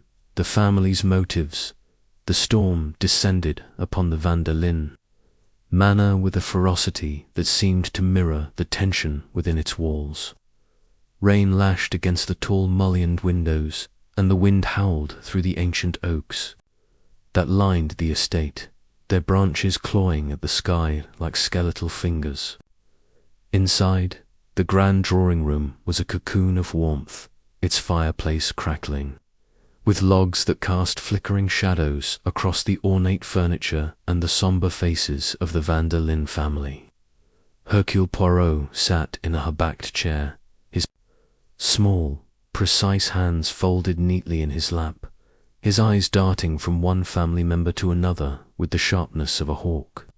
Captain Hastings, ever the loyal companion, stood by the window, peering out into the tempest as if it might reveal some clue to the mystery that enveloped them. The air in the room was thick with unspoken accusations. Poirot had just returned from his visit to the Cavendish Square Gallery, his mind abuzz with the revelations about Victor Grayson's blackmail ring and the missing painting. The silent muse, the manuscript, the silent gallery lay at the heart of the enigma, its pages a cryptic map to a truth that someone or several someones in this very room wished to keep buried. The storm, by trapping them all in the manor, had provided Poirot with the perfect opportunity to probe deeper into the motives of the van der Lyn family and their enigmatic guest. "Professor Langston," Poirot cleared his throat, a small, deliberate sound that drew every eye to him. Mies Amos, he began, his voice calm yet carrying the weight of authority. The events of the past days have revealed much, yet much remains obscured. The manuscript of Madame Christie, it is a puzzle, n'est-ce pas? But puzzles, they are solved not by the pieces alone, but by understanding the hands that place them. Today, we shall examine the motives of those within this manor, for it is here, I believe, that the truth begins to take shape. Lady Evelyn van der Linde, seated in a velvet-upholstered armchair, stiffened at his words. Her silver hair was pulled back in a severe bun, and her eyes, sharp and unyielding, met Poirot's with a defiance that bordered on disdain. "Monsieur Poirot," she said, her voice clipped, "I find this insinuation tiresome. My family has nothing to hide. We are victims of circumstance, caught in the whims of a dead woman's imagination." Poirot tilted his head, his moustache twitching slightly. "Victims, madame, perhaps. But the manuscript, it speaks of a crime. Real crime, I believe, connected to your father, the late Sir Reginald Mayhew. He was present at the gallery exhibition in 1925, where Victor Grayson met his untimely end. This, it is not a coincidence." Nan, Lady Evelyn's lips pressed into a thin line, but she did not respond immediately. Her son, Rupert, slouched in a chair nearby, his dark suit rumpled as if he had slept in it. He ran a hand through his thinning hair, his eyes darting nervously between his mother and Poirot. "This is absurd," he muttered. "My grandfather was a respected politician. He had no part in any sordid affair. You're chasing ghosts." "Poirot, ghosts, Monsieur Rupert." Poirot's eyes gleamed. "Non, non. Ghosts do not leave manuscripts locked in studies, nor do they send anonymous letters scented with lavender. The truth, it is very much alive, and it resides here, among us." Clara, Rupert's wife, lounged on a chaise longue, her crimson dress, a stark contrast to the muted tones of the room. She toyed with a pearl necklace, her movements languid, almost theatrical. "Oh, do go on, Monsieur Poirot," she said, her voice dripping with mockery. "This is far more entertaining than the storm outside. Tell us, who do you suspect? Poor little Beatrice, perhaps, or our dear Archibald, who trembles at the sight of his own shadow?" Beatrice, seated at a small writing desk in the corner, looked up from her book, her cheeks flushing. The young woman, barely 20, had a quiet intensity about her, her dark eyes betraying a mind far sharper than her reserved demeanor suggested. "I wish you wouldn't make light of this, Clara," she said softly. "The manuscript is real. I've been researching Agatha Christie's life for months, and I believe it's more than fiction. It could implicate someone close to us." Clara laughed, a sharp, tinkling sound. "Your great-grandfather, you mean? Oh, Beatrice, you're too serious for your own good. Next, you'll say he was a murderer. Enough." Lady Evelyn's voice cut through the room like a whip. "This bickering is unseemly. Monsieur Poirot, if you have questions, ask them. But do not presume to unravel my family's history based on a scribbled draft by a novelist." Poirot nodded, unruffled. "Very well, madame. Let us begin with you. You have confirmed that your father, Sir Reginald Mayhew, knew Victor Grayson, the art dealer poisoned at the Cavendish Square Gallery in 1925. This event, it is described with uncanny detail in Madame Christie's manuscript. Did your father ever speak of this tragedy?" Lady Evelyn's hands tightened on the arms of her chair. "My father was a busy man, Monsieur Poirot. He attended countless events, many of which I was too young to recall. if he was at that gallery. It was one of many social obligations. He had no reason to be involved in anything untoward. And yet, Poirot said, leaning forward, the manuscript suggests otherwise. It speaks of a man of influence, a man whose secrets were worth killing for. Your father, he was a politician, a man with enemies, perhaps, or secrets. Lady Evelyn's face remained impassive, but a flicker of unease passed through her eyes. You overstep, monsieur. My father was honourable. If there were secrets, they died with him. Poirot turned to Rupert, who shifted uncomfortably under the detective's gaze. And you, Monsieur Rupert, you are the heir to this estate, yet I sense a certain restlessness in you. The manuscript, it is valuable, none. A lost work by Agatha Christie could fetch a fortune, could it not? And I have heard whispers that your business ventures, they are not so prosperous as they once were. Rupert's face reddened. That's none of your business, Poirot. My finances are my own concern, and I wouldn't know the first thing about selling a manuscript, even if I wanted to. I barely read Christie's books, let alone some unpublished drivel. Poirot raised an eyebrow. An interesting choice of words, monsieur. Yet someone in this manner thought the manuscript important enough to lock it away. Someone who knew its contents could cause discomfort. Clara laughed again, tossing her head back. Oh, Rupert wouldn't have the imagination to hide anything. Monsieur Poirot, he's far too busy losing money at cards. If anyone's hiding secrets, it's probably me. She winked, but there was a brittleness to her smile that did not escape Poirot's notice. Madame Clara, Poirot said smoothly, your charm, it is formidable, but it does not distract Hercule Poirot. You speak of money, of cards. Perhaps you, too, have reasons to wish the manuscript's secrets to remain hidden. A woman of your tastes, she might find herself in need of funds, funds that a valuable manuscript could provide. Clara's smile faltered, and she sat up straighter. Are you accusing me of something, monsieur? Because I assure you, I have no need to steal dusty old papers. My jewels alone could buy this manor twice over. Perhaps, Poirot said, his tone mild, but wealth, it is not always as secure as it seems, and secrets, they have a way of binding even the wealthiest to their past. He turned to Beatrice, who had been watching the exchange with quiet intensity. Mademoiselle Beatrice, you have been most forthcoming about your interest in Madame Christie's life. You believe the manuscript implicates your great-grandfather. Sir Reginald, why do you think this? What have you discovered in your research?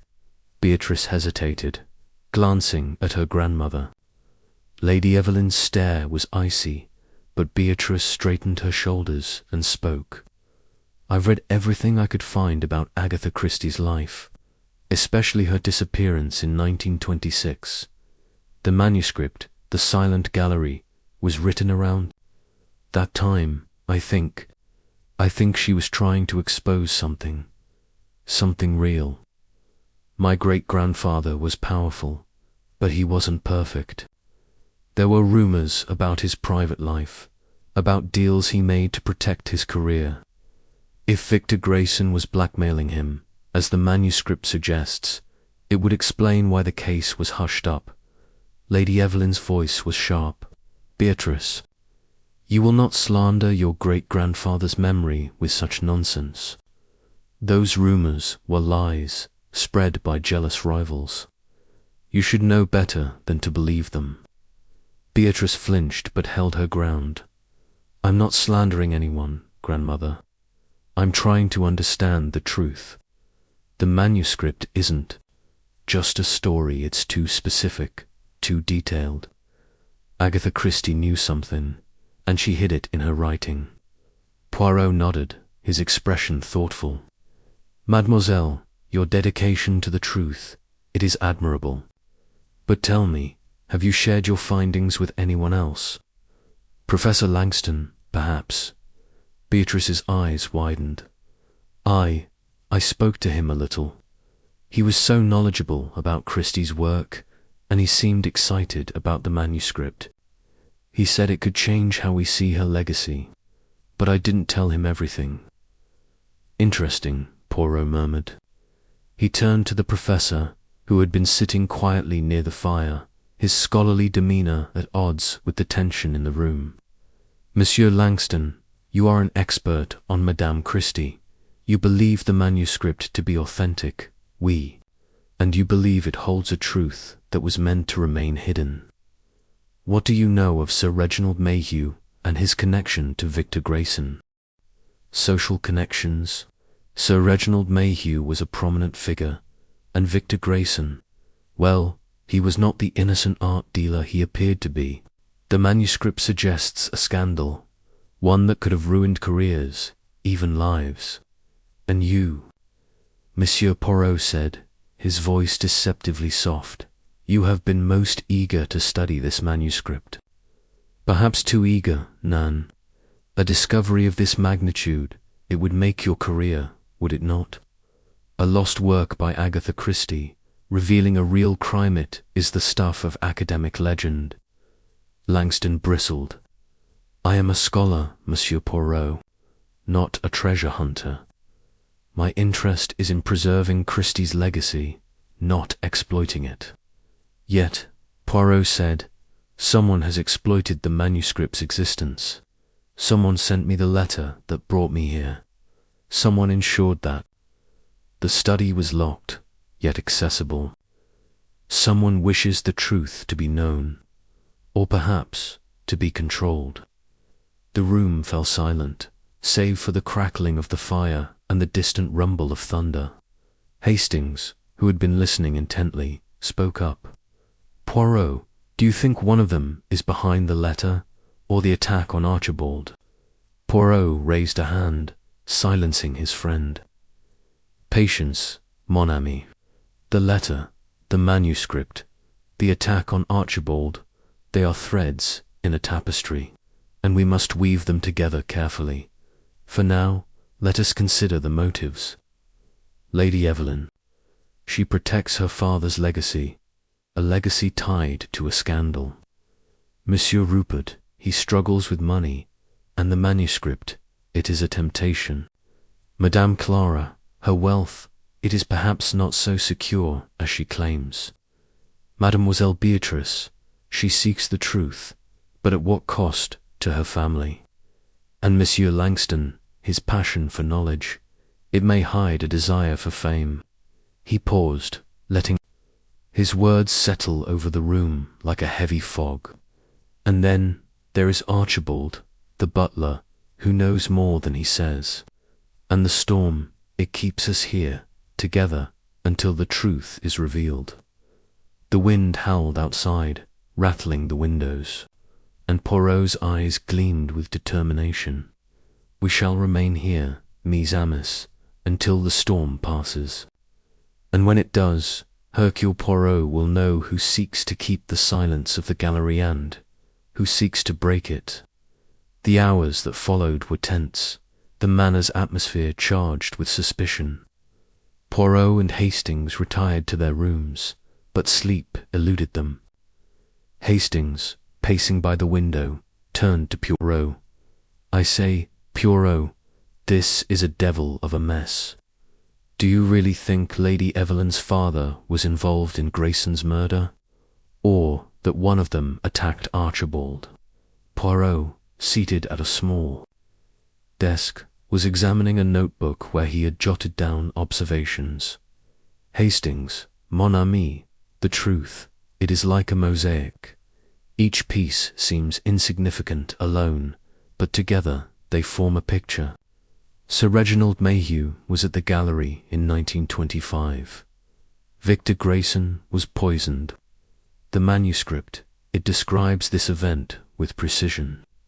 And now we are here, in a manor filled with secrets, with a family who each have reasons to fear the truth. But who sent the letter? Hastings pressed. And why bring you here now, after all these years? Poirot smiled faintly. That, Hastings, is the question. The letter, it is a catalyst. Someone wishes the truth to be uncovered, but perhaps not for noble reasons.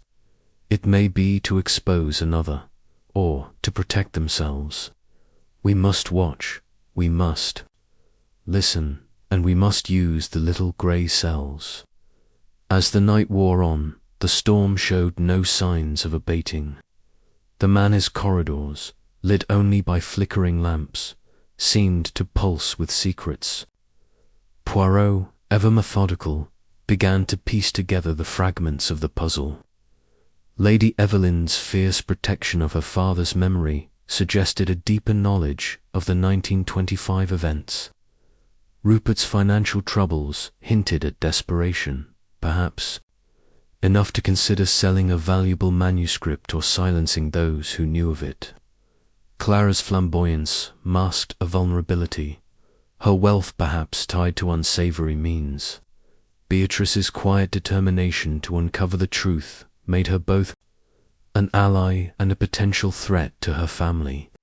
And Langston, with his scholarly zeal, could be driven by more than academic curiosity. The next morning, the storm still raged, its fury unabated. Poirot gathered the family in the dining room, where a meagre breakfast was served under Archibald's nervous supervision. The butler, still shaken from his ordeal in the study, avoided Poirot's gaze. "Monsieur Archibald," Poirot said, his tone gentle but firm, "you have served this family for many years. You know their secrets, their habits. Tell me, what do you know of the manuscript?" Archibald's hands trembled as he poured tea. I don't know much, sir. I only know the study was always locked on Lady Evelyn's orders. I never saw the manuscript until you found it." "And yet," Poirot said, "you were found unconscious in that very study, with a note that spoke of the gallery. Someone wished to send a message, Nan. A warning, perhaps." Archibald paled. "I swear, sir, I don't know who attacked me. I was checking the study, as I do every evening, and then nothing." Poirot nodded, his eyes narrowing. "Very well. But know this, Monsieur Archibald, the truth, it cannot be hidden forever. Even the most careful criminal leaves a trace." The meal passed in uneasy silence, each family member lost in their own thoughts.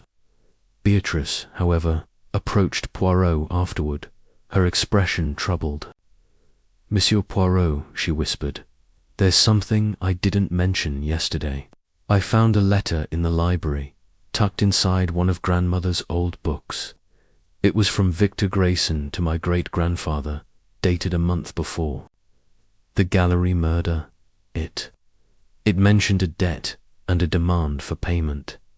Poirot's eyes lit up. "Mademoiselle, this is most significant. Can you show me this letter?" Beatrice nodded and led him to the library, a vast room lined with shelves of leather-bound books. She retrieved a slim volume of poetry and extracted a yellowed letter from its pages. Poirot read it carefully, his lips pursing as he absorbed its contents. The letter was curt, almost threatening, demanding that Sir Reginald pay a substantial sum to ensure silence about a matter Grayson claimed would destroy him. The signature was unmistakably Grayson's, matching the records Poirot had seen at the gallery. "This," Poirot said, folding the letter carefully, "is a piece of the puzzle, mademoiselle. But it raises another question.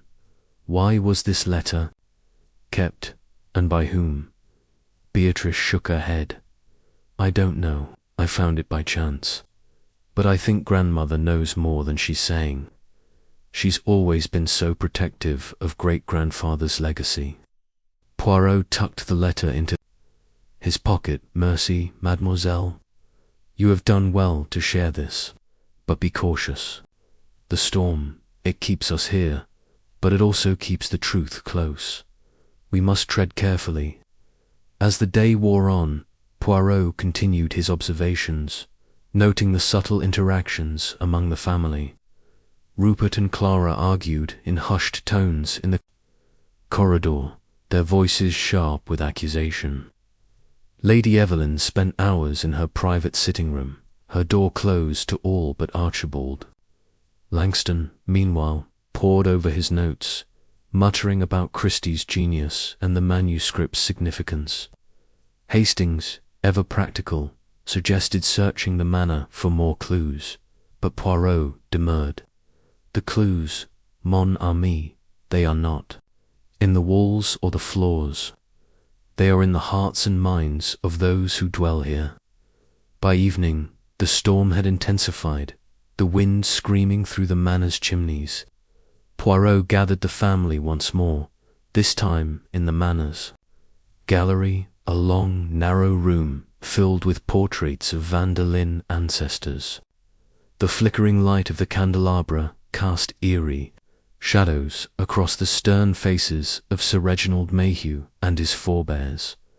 Mes Amis, Poirot said, standing before a portrait of Sir Reginald, we are trapped not only by the storm, but by the weight of the past. The manuscript, it is a mirror, reflecting a crime that was meant to remain hidden.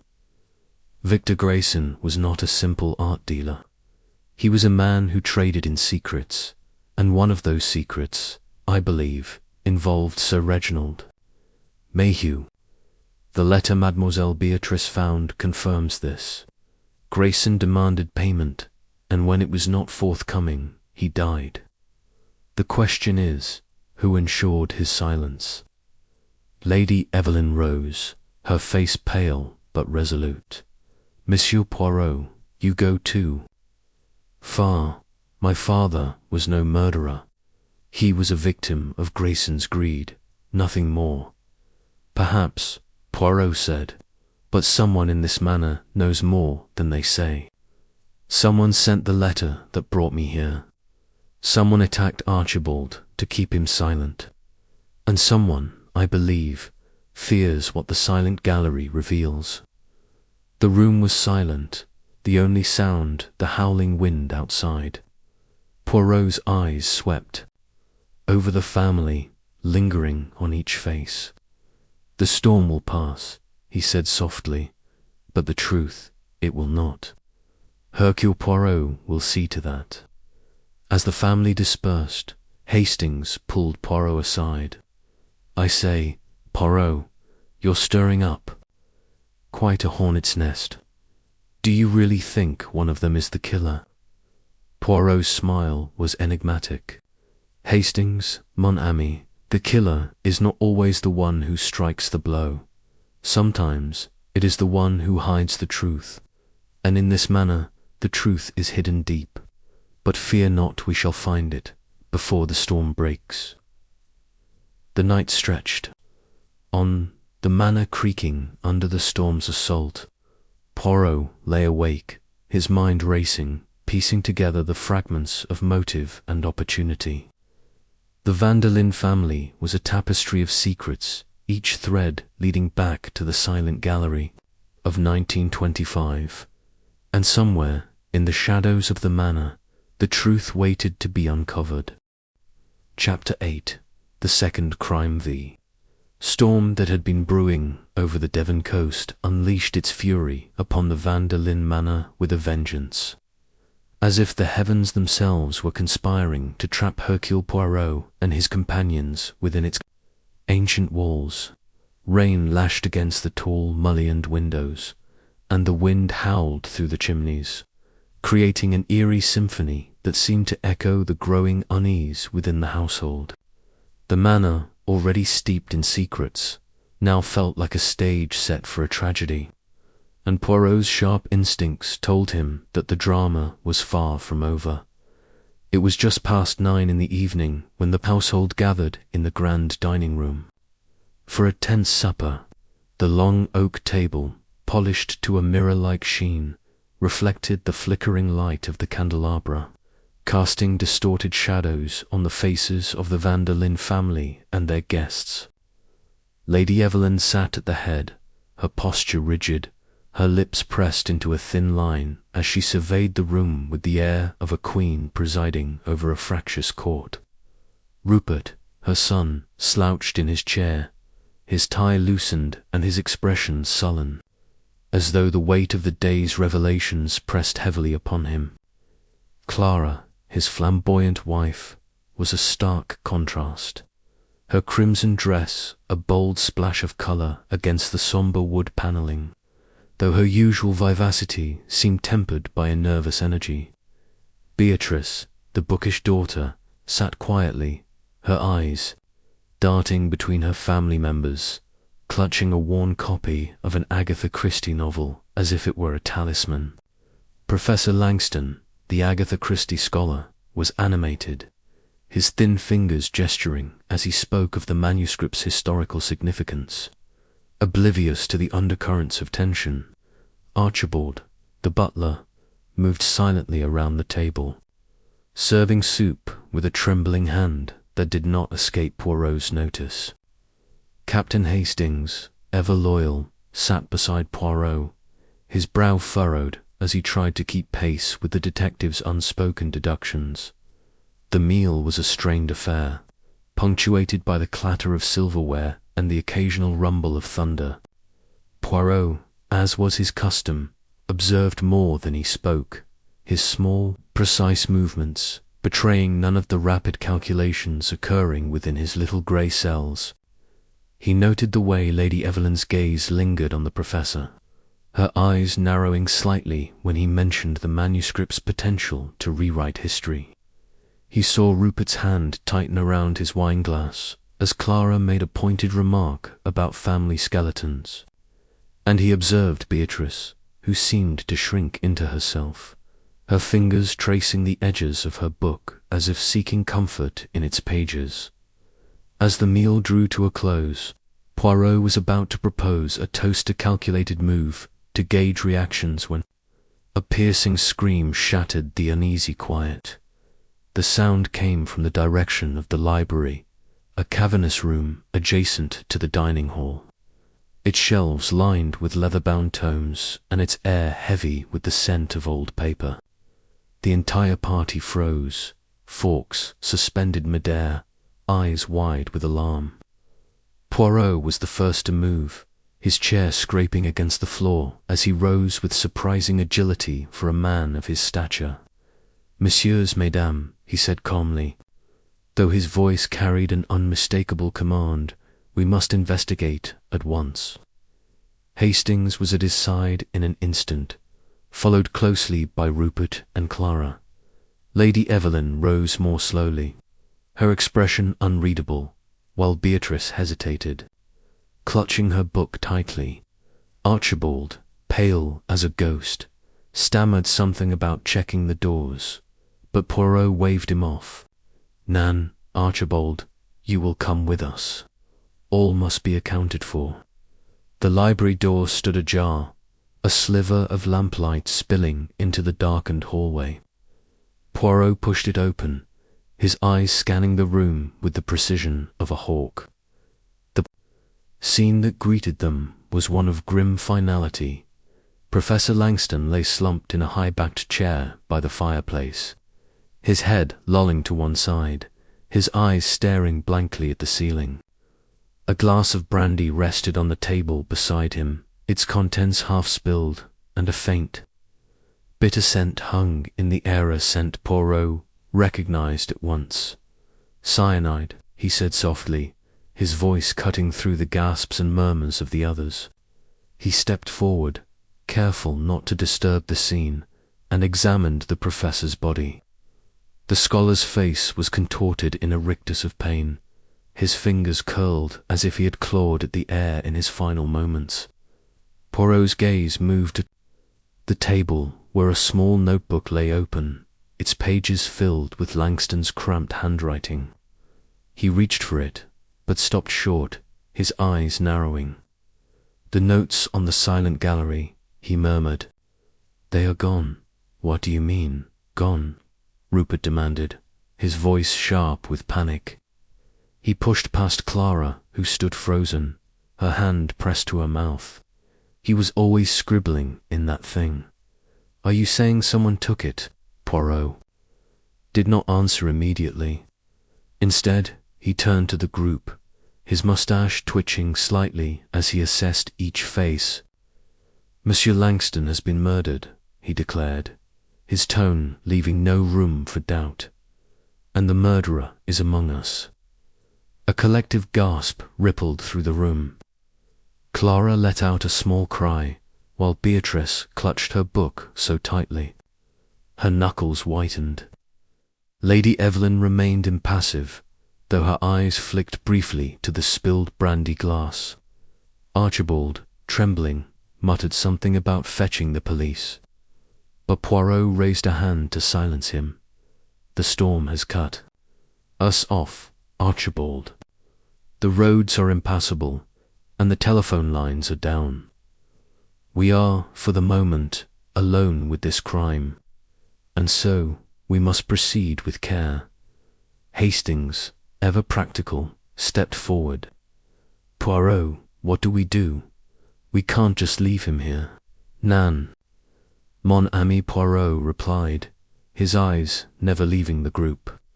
We will secure the scene and begin our inquiries. But first, I must ask, who was the last to see Professor Langston alive? A heavy silence followed, broken only by the relentless patter of rain against the windows. Finally, Rupert spoke, his voice low. I saw him in the library after dinner. He said he wanted to review his notes. I left him there, alone. Poirot's eyebrow arched. You are certain, Monsieur Rupert? Rupert's jaw tightened. Yes, I'm certain. I went to my study to look over some accounts. Ask Clarechy was with me. Clara nodded quickly, her earrings glinting in the lamplight. That's right, we were together. I didn't see Langston after dinner. Poirot's gaze shifted to Beatrice, who shrank under his scrutiny. And you, Mademoiselle Beatrice, where were you? I was in my room, she stammered, reading. I didn't come down until I heard the scream. And you, lady? Evelyn Poirot's tone was polite, but his eyes were sharp. I retired to my sitting room, Lady Evelyn replied coolly. I had no reason to visit the library. Poirot nodded, though his expression suggested he was far from satisfied. He turned to Archibald, who was wringing his hands nervously. And you, Archibald, you were serving dinner. Did you see the professor after? No, sir, Archibald said, his voice barely above a whisper. I was in the kitchen, cleaning up. I didn't see him. Poirot's lips pursed, and he clasped his hands behind his back, pacing slowly round the room. Very well, he said at last. We have a murder, and we have a missing notebook. The professor's notes on the silent gallery were of great interest to someone enough to kill for them. This suggests, Mies Amos, that the manuscript holds a truth someone wishes to keep buried. The group exchanged uneasy glances, and Poirot noted the subtle shifts in their postures, Rupert's clenched fists, Clara's rapid blinking, Beatrice's hunched shoulders, Lady Evelyn's rigid stillness. Archibald looked as though he might faint. Only Hastings seemed steady, though his face was pale. Poirot, Hastings said quietly, this is starting to feel like one of Christie's own stories. The poison, the missing notes, it's all so theatrical. Precisement, Poirot replied, a faint smile touching his lips. And that, mon ami, is why we must be methodical. The murderer wishes to distract us with drama, but Hercule Poirot is not so easily swayed. He instructed Hastings to guard the library door while he conducted a thorough examination of the scene. The brandy glass, he noted, bore no fingerprints other than Langston's, suggesting the killer had been careful. The cyanide, a fast-acting poison, could have been administered only moments before Langston's death, as the professor had been alive and talkative during dinner. The notebook, however, was a puzzle. Its remaining pages contained only mundane observations about Christie's writing style, with no mention of the silent gallery. The missing pages, Poirot deduced, must have contained Langston's most recent findings, perhaps something he had discovered that very evening. As Poirot worked, the storm raged on, its ferocity mirroring the growing tension within the manor. He questioned each member of the household in turn, beginning with Rupert, whose evasive answers did little to dispel suspicion. "You were seen near the library, Monsieur Rupert," Poirot said, his voice deceptively mild. "Can you explain why?" Rupert's face flushed. "I told you I was there earlier. I didn't go back after dinner. Whoever said they saw me is lying." Poirot did not press the point, but his eyes gleamed with interest. Clara, when questioned, was equally defensive, insisting she had been with Rupert all evening.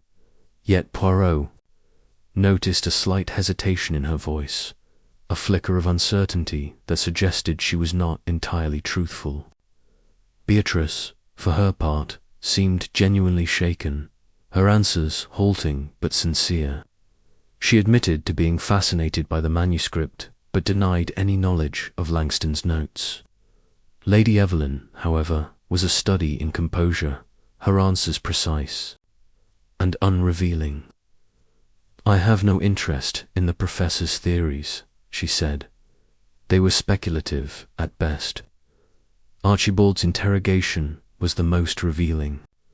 The butler, clearly unnerved, admitted to overhearing Langston discussing the manuscript with Beatrice earlier that day. "He said something about a key in the manuscript," Archibald stammered. "I didn't understand it, but he seemed excited. I swear, I didn't touch him." Poirot nodded, dismissing Archibald for the moment. He turned his attention to the library itself, searching for any clue the killer might have left behind. The room was vast, its shelves stretching to the ceiling, and the air was thick with the musty scent of old books. A large window overlooked the gardens, but it was locked tight, the rain streaming down its panes. The fireplace, still smouldering, cast a warm glow over the scene, but Poirot's sharp eyes caught a glint of something beneath the chair where Langston sat. He knelt, retrieving a small, crumpled piece of paper. It was a fragment of Langston's notebook, torn from the binding, and it bore a single word in the professor's handwriting: Mayhew. Poirot's mind raced. Lord Mayhew, the politician linked to Victor Grayson's blackmail ring, had been a central figure in the manuscript's narrative.